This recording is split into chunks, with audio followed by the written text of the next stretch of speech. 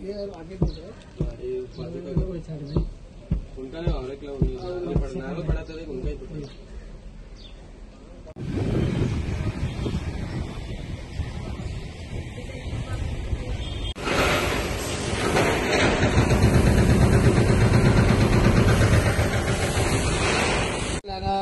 त्यांना डेमोचं काम चालू आहे.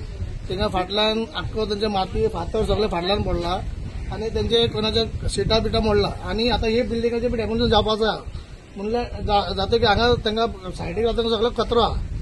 कितें फाल्यां कितें जर जालें व्हडलें कितें जालें पडलें तर घरान न्हिदपाक मनीस सगळे घरान आसता आनी सगळे लेबर कामाक वचपाचे लोक ते आमचे आनी हांगा 40-50 वर्सां जाल्यां ते हांगाच रावता. तेंचे हांगा आतां बिल्डिंगात काम जाता तांकां सेफ्टी कांयच ना, कांय सेफ्टी दिवना काय ना तेंचें काम चालू आहा. आता तुम्ही पळयला आसतलें पण हांगा कांयच सेफ्टी नासलें पळय तेंचे.